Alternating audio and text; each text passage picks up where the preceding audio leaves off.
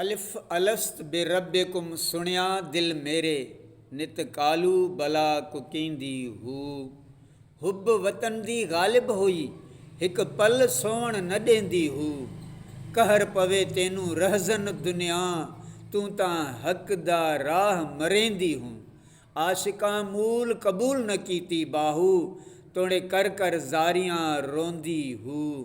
तर्जुमो अहद मीसाक वारे ॾींहुं जॾहिं अल्लाह ताला आलम अरवाह में वाइदो वरितो तॾहिं खां मुंहिंजी दिलि अलस्त बे रब्बिकुम जो आवाज़ु ॿुधो ऐं उन वक़्त खां कालू बला पुकारींदी रहे थी। हिन दुनिया में अचण बाद मूं ते उन आलम बका वारी मोहबत जो ग़लबो आहे ऐं उन्हीअ में असुल दाइमी वतन जी मोहबत आहे। मूंखे हिकु पल बि सुम्हणु या आराम करणु नथी ॾे। ऐं धोखेबाज़ ऐं लुटींदड़ दुनिया तो ते कहर पवे जो तूं हक़ जे रस्ते खां रोकींदड़ आहीं। ऐं बाहू हिन फ़रेबकार दुनिया खे आशिकनि हरगिज़ क़बूल न कयो बावजूद संदसि रोइण ऐं ज़ारिन करण जे बि हक़ीक़ी आशिकनि खेसि नापसंदि कयो आहे। हिन बैत जी सम्झाणी आहे हिन शहर में हज़रत सुल्तान बाहू रहमतुल्लाह अलैह उन्हीअ मीसाक वारे वाइदे जी उपटार कई आहे त जॾहिं आलम अरवाह में अल्लाह ताला जी ज़ात सां वाइदो थी चुको आहे त बेशक उहो ई असांजो हक़ीक़ी रब आहे। उन ई वाइदे खे यादि करणु आहे ऐं उन ते क़ाइमु रहणो आहे।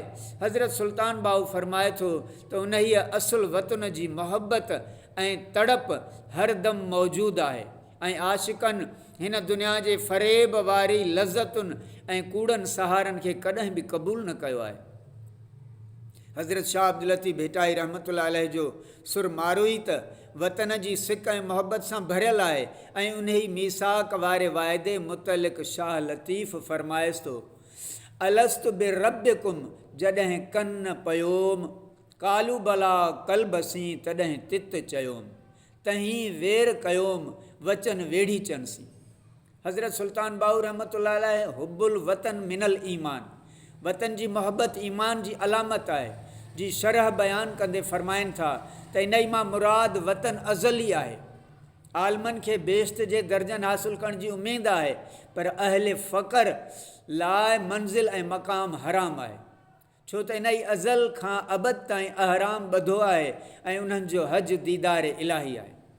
हदीस पाक में पिणु फ़रमायल आहे तर्क दुनिया रास कुल इबादत वहबत दुनिया रास कुल ख़तिया दुनिया जो तर्क करणु छॾणु समूरी इबादतनि जो मुंढ आहे।